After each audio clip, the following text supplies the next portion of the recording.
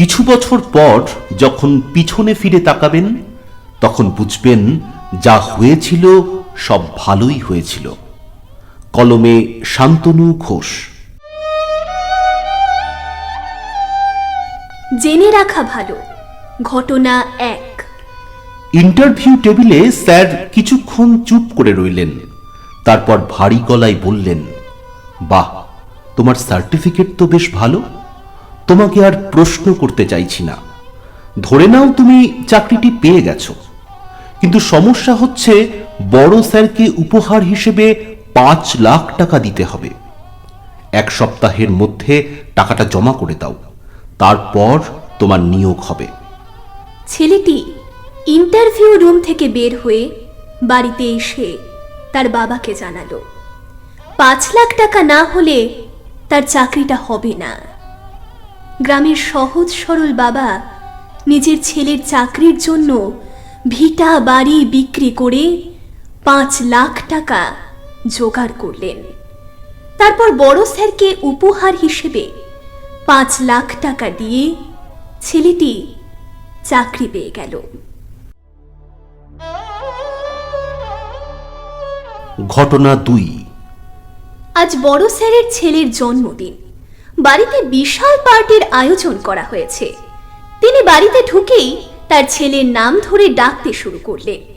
ছেলে কাছে আসতেই বড় স্যার হ্যাপি বার্থডে মাই সন বলতে বলতে ছেলের হাতে 5 লাখ টাকার বাইকের চাবি তুলে দিলেন। বাইক পেয়ে ছেলেটি খুশিতে আত্মহারা হয়ে বাবাকে জড়িয়ে ধরে চিৎকার করে বলল, আমার বাবা পৃথিবীর শ্রেষ্ঠ বাবা। ঘটনা 3। বড় স্যারের ছেলে আজ বাইক নিয়ে ঘুরতে বেরিয়েছে ঘন্টায় 80 কিলোমিটার বেগে রাজপথে।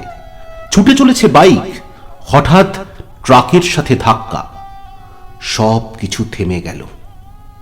বড় স্যারের ছেলেকে হাসপাতালে ভর্তি করানো হলো। হাসপাতালের বড় ডাক্তার সাহেব জানালেন, আপনার ছেলের অবস্থা ভালো না, খুব জটিল একটা অপারেশন করতে হবে। কাউন্টারে 10 লাখ টাকা জমা দিন। বড় স্যার কোনো উপায় না দেখে মেয়ের বিয়ের জন্য ব্যাংকে জমিয়ে রাখা টাকাটা কাউন্টারে জমা করে দিলেন। ঘটনা 4। বড় ডাক্তার সাহেব আজ খুব খুশি। 3-4 লাখ টাকার অপারেশনের জন্য 10 লাখ টাকা নিয়েছেন, পুরোটাই লাভ। খুশিতে তিনি তার একমাত্র মেয়ের জন্য সোনার নেকলেস কিনে বাসায় ফিরলেন। বাসায় ঢুকেই তিনি তার কলেজ পড়ুয়া মেয়েকে মামুনি মামুনি বলে ডাকতে শুরু করলেন। ডাক্তার সাহেবের বউ কাঁদতে কাঁদতে বললেন, তাদের মেয়ে এখনো বাসায় ফেরেনি। বড় ডাক্তার সাহেব তার মেয়েকে অনেক খোঁজাখুঁজি করলেন। কোথাও কোনো খোঁজ না পেয়ে তিনি যখন দিশেহারা হয়ে পড়লেন, ঠিক তখনই অপরিচিত একটা নাম্বার থেকে ফোন এলো। ফোনেও ওই প্রান্ত থেকে জানালো, আপনার মেয়ে আমাদের কাছে। মেয়েকে ফেরত পেতে হলে মুক্তিপণ হিসেবে 20 লক্ষ টাকা দিতে হবে। কথাটা শুনে বড় ডাক্তার সাহেবের স্ত্রী স্ট্রোক করলেন।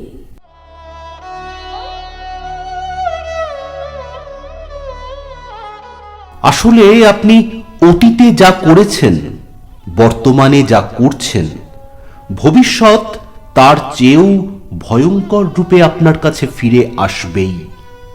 প্রত্যেক ক্রিয়ারই একটা সমান ও বিপরীতমুখী প্রতিক্রিয়া আছে। নিউটনের গতি বিষয়ক 3য় সূত্র। সুতরাং সময় থাকতেই সাবধান থাকুন। সৎ পথে চলার অভ্যাস করতে হবে। ভালো কাজে অংশগ্রহণ ও মানুষের উপকারে আসলে ভালো থাকতে পারবেন।